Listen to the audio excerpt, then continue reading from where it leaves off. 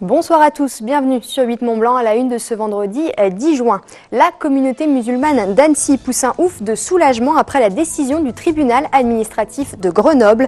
Il a en effet rejeté les recours des riverains concernant la construction de la future mosquée.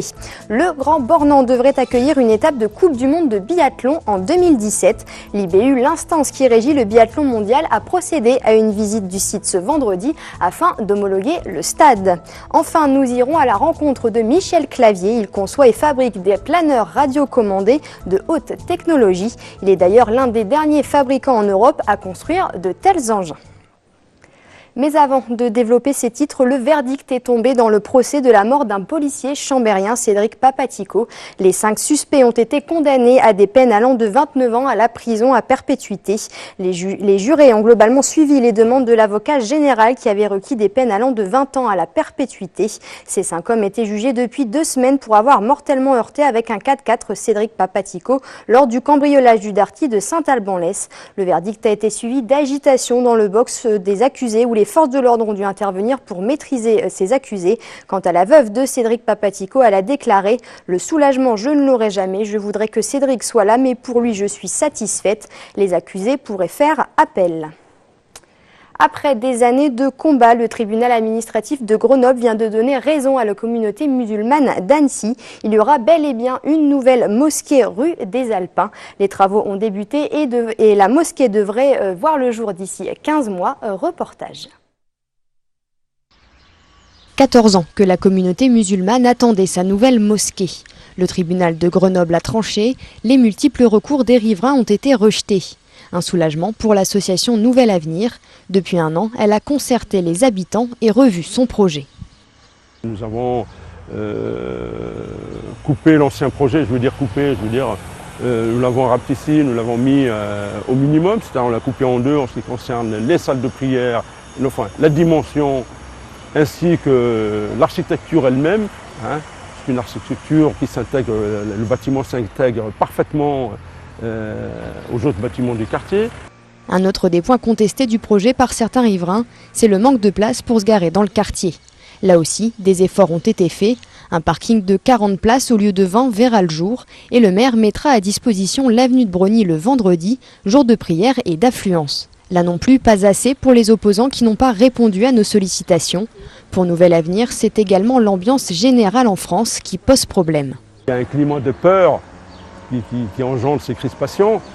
Mais nous, notre côté, on est d'Annecy, on est né à Annecy, on travaille à Annecy, on côtoie les Annéciens, on vit, on mange avec eux, on habite avec eux, on fait partie du tissu social des Annéciens. Donc la plupart des personnes et des fidèles qui fréquentent cette mosquée sont à 99% nés ici en France. On fait beaucoup de, comment on dit, le mot à la mode à ce moment, d'amalgame. Mais nous, si je veux dire par là, on n'a pas à se justifier, on n'a rien à voir avec ces gens-là. Il reste des recours possibles pour les opposants, mais aucune suspension de travaux n'est prévue. La mosquée devrait être opérationnelle dans une quinzaine de mois.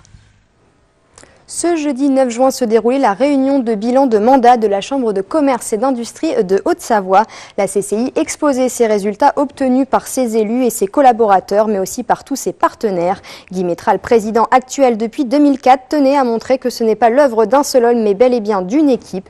Il rappelle également que 1300 réunions en extérieur et 200 en interne ont été organisées pour rassembler et fédérer les syndicats, les fédérations de la région et les entreprises.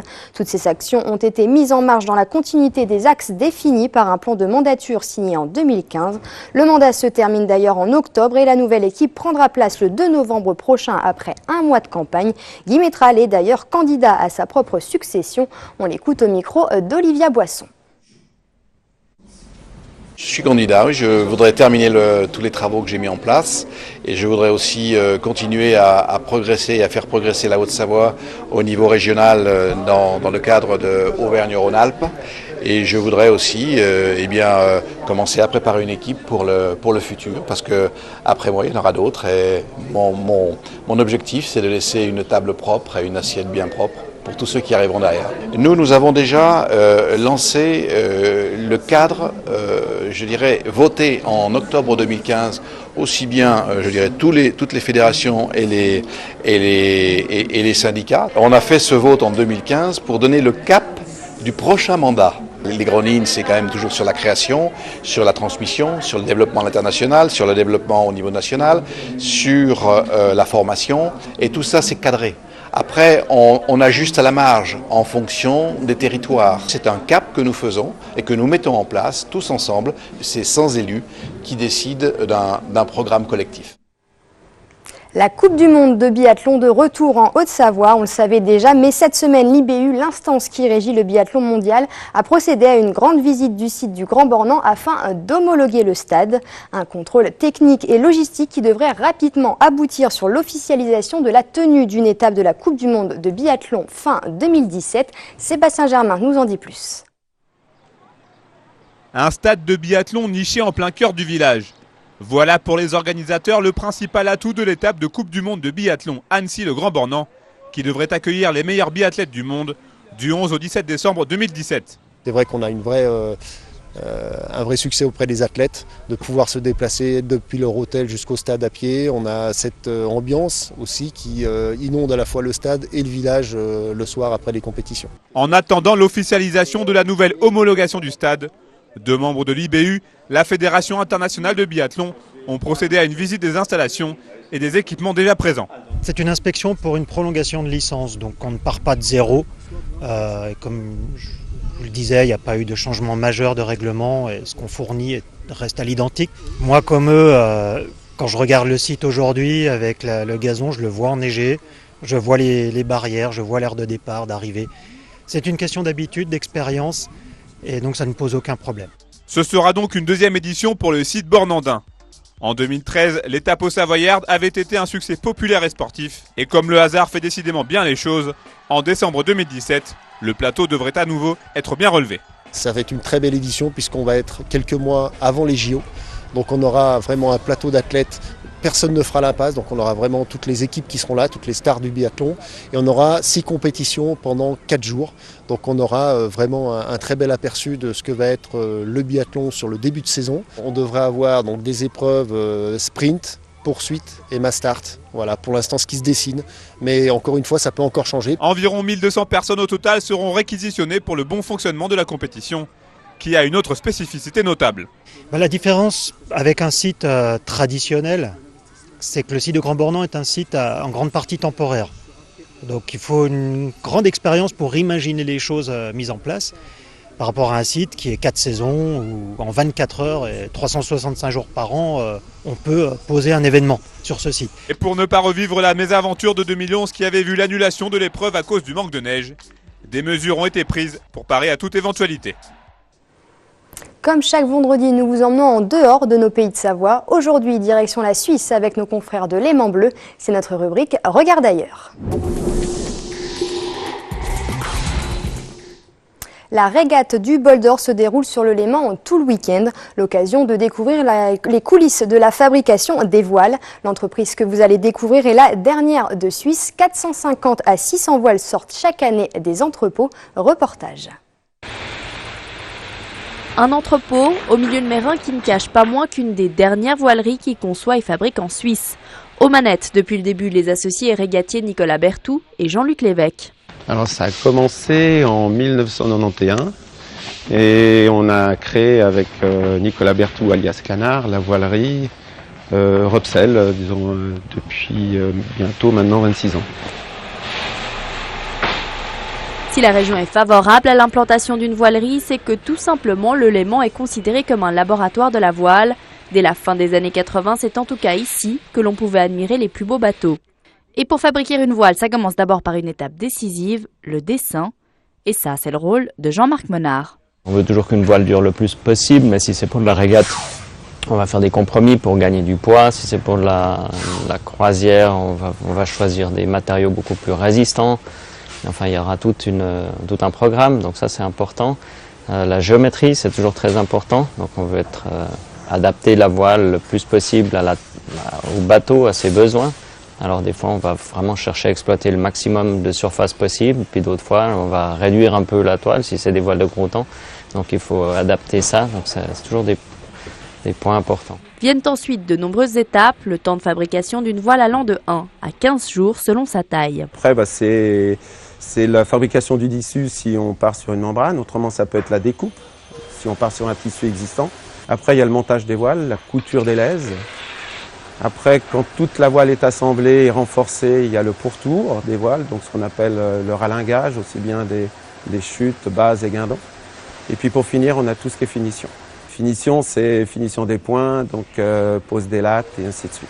Les semaines qui précèdent le bol sont des moments particulièrement chargés. Les équipes sont parfois mobilisées 7 jours sur 7 pour répondre à la demande des régatiers soucieux d'avoir le meilleur équipement. Surtout qu'avant le bol d'or, il y a la Genevrole. Et la Genevrole, suivant les conditions météo, des fois, on a quand même pas mal de casses. On doit réparer, même voire remplacer des voiles en une semaine. Donc là, c'est énormément de travail. Les gens sont soucieux d'avoir bien préparé leur bateau, bien préparé leur voile, d'être sûr qu'ils auront la voile du temps par rapport aux conditions. Donc ça met toujours un peu d'ambiance. Et puis pour nous, c'est un peu le gros de la saison, avec le pic où il faut être présent à la fois à l'atelier puis à la fois sur les pontons avant la régate pour que tout soit prêt. Sur ce site, ce sont entre 450 et 600 voiles qui sont fabriquées par année. Et aujourd'hui, le savoir de cette voilerie s'exporte en Europe. L'entreprise vient d'implanter un nouveau plancher de production à Cannes. Après la voile, direction les airs à présent. Depuis 25 ans, dans son atelier de l'avant-pays savoyard, Michel Clavier conçoit et fabrique des planeurs radiocommandés de haute technologie. Il est l'un des derniers fabricants en Europe à construire de tels engins. Son concurrent direct étant la Slovaquie. Jean-Paul Crespi l'a rencontré dans son atelier. En 1993, il quitte l'éducation nationale. Il est alors professeur de physique pour se consacrer à sa passion, l'aéromodélisme. Aujourd'hui, son entreprise artisanale est l'une des dernières en Europe à concevoir et produire des planeurs radiocommandés de très haut niveau de performance, mettant en œuvre les plus récentes avancées en matière d'aérodynamique. Des planeurs grande plume de 2,50 m à 7 m d'envergure, dont la finesse importante des ailes permet de monter très rapidement en altitude, de voler longtemps sans perdre le moindre souffle de vent. Le but de nos planeurs, c'est quand même d'utiliser le moins possible le moteur de mise en altitude. Normalement, lorsqu'on vole en montagne, très souvent, on n'utilise même pas du tout. Parfois, on met 10 secondes de moteur et l'avion est parti pour 1 heure de vol. Plus c'est grand, plus c'est performant et vraiment la différence est importante. Il y a plus de 20 ans, les profils qu'on utilisait étaient des profils d'avions réels, de planeurs réels. Et on s'est très vite aperçu qu'on pouvait améliorer ça fortement avec une recherche adaptée, c'est ce qu'on a fait. Donc maintenant, les profils qu'on utilise sont vraiment adaptés au modèle réduit. Et là, le gain de performance est vraiment réel.